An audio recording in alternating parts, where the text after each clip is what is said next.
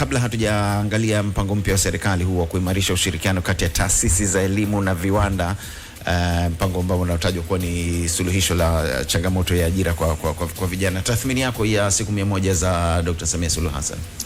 Ni tathmini zinaenda vizuri. Kwanza nampongeza Mheshimiwa Dr. Samia Suluhu Hassan kwa sababu unakumbuka ahadi hizo alizozitoa tarehe 28 pale jijini Dar es Salaam katika viwanja vya Tanganyika Packers, wakati ana mkutano wa kwanza wa kujinadi katika kuelekea uchaguzi mkuu wa urais wa bunge na madiwani. Na alisema kwamba akichaguliwa ndani ya siku 100 atafanya yafuatayo, kwamba kuhakikisha kwenye idara ya afya kutakuwa na mpango wa bima. Nadhani umeona Mheshimiwa Mchengerwa ameweza kuzindua mpango huo, lakini mpango wa elimu kwamba kutoa ajira za elimu takriban walimu 7,000 pamoja na sekta ya afya ajira 5,000. Lakini kulikuwa na mpango wa KK ambao wa kuhakikisha kuweka mahusiano ya KK, yani kusoma, kuandika na kuhesabu katika stadi hizo katika mpango wa elimu.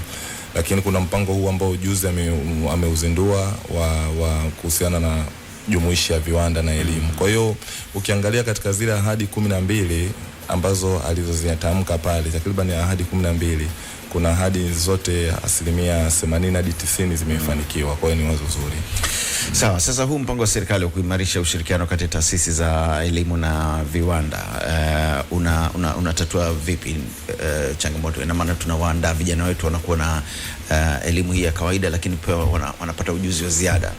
Ni mpango rafiki, na namshukuru sana Profesa Adolfu Mkenda. Kwa sababu mimi moja kati ambapo ninachomkubali ni moja ya kufuata misingi ya protocol. Lakini kuna vitu ambavyo sasa tunahitaji kuboresha huo mpango, ambapo tunaenda moja kwa moja maeneo ya kuboresha. Unajua ni mpango ambao umewekwa kwa ajili ya utafiti pamoja na kupata ajira, kwamba tuhakikishe vijana wanajihusisha na ajira. Bado database yetu haijatuambia ni idadi kiasi gani vijana wanaoajiriwa katika sekta binafsi. Tunafahamu kuwa serikali kuna mfumo wa ajira poto. Unajua serikali ukitaka kuajiriwa lazima uingie kwenye mfumo wa ajira poto, lakini bado kwenye sekta binafsi hakuna mfumo wa ajira poto. Yani lazima sasa serikali iweke mfumo wa ajira poto katika sekta binafsi. Kwa mfano, tuna viwanda labda Pwani takriban viwanda 2,000. Mtu akitaka kuomba idara ya human resource au apitie tu serikali imuone kwamba yule ameomba, ili angalau sekta binafsi na sekta za serikali ziweze kupata ushirikiano wa kutosha. Kama tutakuwa na database katika sekta binafsi ni ajira ngapi zinazoajiriwa, mpango unaweza kusifanya kazi. Lakini ni mpango mzuri ambao wa ushirikishaji, kwamba lakini mpango huu unaendana na vyuo vya ufundi, kwamba hicho ndio kiini kikubwa, vyuo vya ufundi. Bahati nzuri vyuo vya ufundi viko katika Wizara ya Elimu, Sayansi na Teknolojia. Natamani kama serikali yangu ingeweza kuboresha hivi vyuo vya ufundi vingepelekwa katika Wizara ya Maendeleo ya Vijana, ili mpango uendane, kwa sababu kasi hii ya ambayo ilotolewa kwa ajili ya utafiti ilikuwa inalenga hasa kuwalenga vijana katika kundi, na hilo ndo sosi ya ajira. Kwa hiyo mpango huu kama serikali wanaweza kuchukua, vyuo hivi vingepelekwa katika Wizara ya Maendeleo ya Vijana, ili vijana angalau wasukume. Na nadhani juzi Mheshimiwa Rais ameweza kutoa pesa takriban bilioni ngapi? 200, ambazo ni uwiano wa kutosha. Na nadhani unafahamu katika wizara hizi takriban 18 hadi 19 ni wizara moja ambayo mpya mpaka sasa hivi haina chuo, ambayo ni Wizara ya Maendeleo ya Vijana.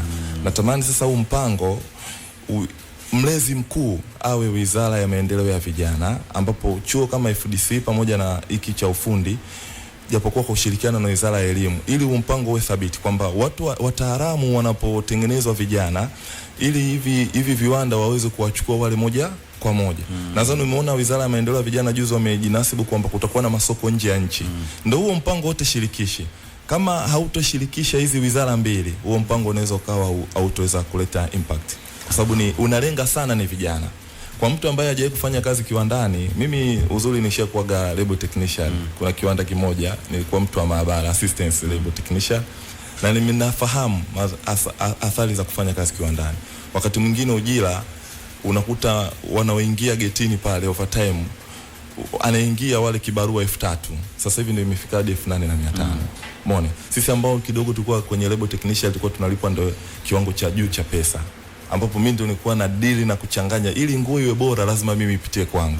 Lakini ukiona kwenye kiwandani hakuna ile safe, yani usalama, kwamba sasa mpango huu kama utaletwa vizuri, serikali wakiangalia vizuri, itasaidia kuleta usalama wa wafanyakazi viwandani.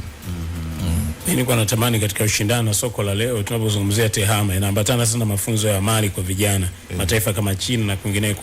Kwa sisi tunaweza tukawa tunaendana na hilo na likaleta tija zaidi kwa vijana. Mafunzo ya amali, kwa mfano serikali imejitahidi kiasi fulani kujenga vyuo vya VETA. Tuna takriban vyuo vya VETA kama 84 kama sikosei. Lakini vyuo hivi vina study nyingi zinafundishwa, nadhani hamna mtu asifahamu. Kuna study za amali kama hivyo unasema, kuna teknolojia mbalimbali zinafundishwa, ufundi gereji, ufundi ulangi. Sasa yote inadili na vijana. Yaani yote hayo yanadili na vijana. Kwa hiyo hii amali ambapo nadhani mpango wameshaanza kuwa na amali, baadhi ya wataalamu wamepelekwa kufundishwa haya mafunzo, kuwajengea watu uwezo. Nadhani unakumbuka kama mwaka juzi Mheshimiwa Majaliwa alizungumza, turudi wapi? Chuo cha nini? Turudi VETA. Alikusudia huu mpango kwamba laiti tukirudi vyuo vyote nchi yoyote inayoendelea, kwamba moja ya strategic nataka nikwambie kakaangu Kikeke, nchi inayoendelea haiwezi kukosa ajira. Tumeshasema si nchi inayoendelea inakusaji ajira. Sentence inasema nchi inayofanyaje? Inaendelea. Maana yake ajira tunakusaji. Ajira zinazalishwa kwenye sekta binafsi, sekta za serikali. Bahati mbaya kwenye sekta za serikali ni ajira chache zinazozalishwa kuliko sekta binafsi. Serikalini ajira ambazo ukienda ni hazizidi 500,000 600,000. Sekta kubwa inayozalisha ajira zenye 200,000 ni sekta ya elimu peke yake, ndio inazalisha ajira 200,000. Sekta ya afya 200,000 haifiki. Sasa ukienda database ya serikali ajira zizidi 600,000, lakini sekta binafsi kiwanda kimoja kinaajiri wafanyakazi wengi. Kwa hiyo kwa mpango huu ni mpango umekuja kwa uwiano thabiti na rafiki, na namshukuru sana Profesa Adolfu Mkenda kwa kuleta huu mpango. Lakini lazima sasa turudi kwenye Wizara ya Maendeleo ya Vijana, angalau zile pesa ambazo zinazotolewa na Mheshimiwa Dr. Samia Suluhu Hassan ambazo bilioni ngapi? 200 ziendane kasi, kwa sababu kama kuna mtu anatoka na elimu ya ufundi wa labda ufundi cherehani, huyu hajakopeshwa, anahitajika ataenda kiwanda, angefungua kiwanda kidogo, ndio hiyo sasa plani yake kwamba sekta binafsi hizo akifungua kiwanda cha ufundi ni labda design. Sasa hivi unafahamu watu wengi wana design nguo na ina soko wasanii wengi wanahitaji hizo nini hizo nguo, na nguo moja inaweza kuuzwa hadi milioni 2, nadhani unafahamu.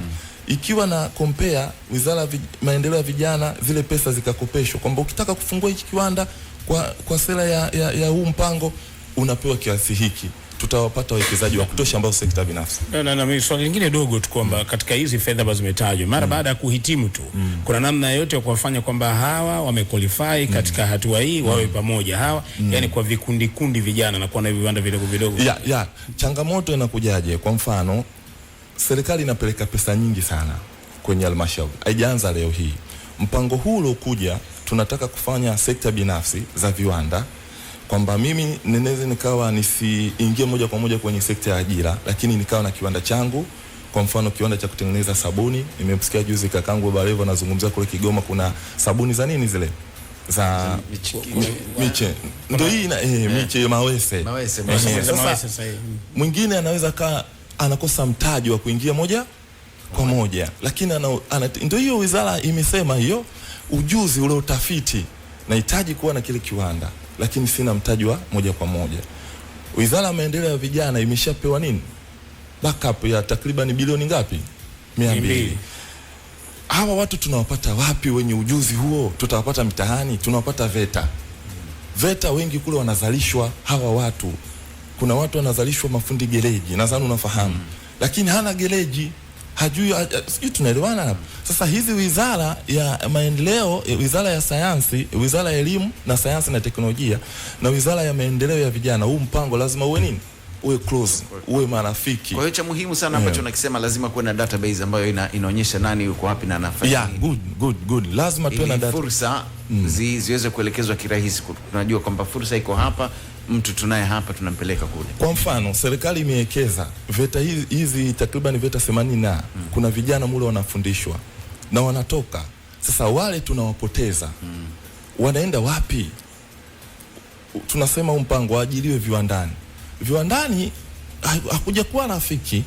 Nataka niwaambie ukweli, hakuja kuwa rafiki kwa sababu mimi natamani niajiriwe sehemu yenye bima ya afya, yenye security. Lakini wakati mwingine viwandani ukiajiriwa siku kama ujaja, tulikuwa tunafanya kiwandani siku ujaja ndio hela yako haulipwi.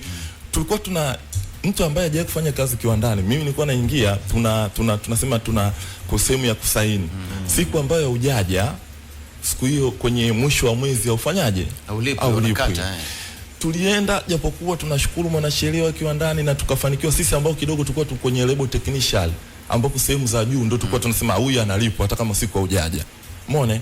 Na zile ambazo unapata nini overtime. Lakini wengine hawapati overtime. Kwa hiyo mtu anaona bora aingie kwenye sekta ya serikali. Lakini kama huu mpango watu wakawekezwa vizuri, kwamba viwandani kukawa na sheria zile ambazo za utafiti, amesema mheshimiwa Profesa Mkenda, kwa na utafiti mmoja kuboresha maslahi viwandani. Bima kama nilivyosema, mpango wa bima ulivyokuja, NCCF ziwe nini? Ziwe zile na tusema mafao, kwa sababu unatoka kiwandani kuyapata yale mafao. Mimi nilienda kwenye kusoma, nikaacha shughuli za kiwandani, mafao kuyafuatilia tu yenyewe ya hayo yamechukua takriban miaka 2. Umeona? Hayo mafao tukuyafuatilia. Kwa hiyo nini nasema kakangu, mpango huu lazima uendane na Wizara ya Maendeleo ya nini? Ya vijana, ili tuwapate ile data basic ya vijana. Vijana wengi wana mawazo ya kutosha, wanaweza ili taifa wakalipeleka mbele. Na mpango huu ni mzuri. Nampongeza Profesa Adolfu Mkenda. Ni wazo zuri sana. Tupo mwaka wa mbele. Imewashika.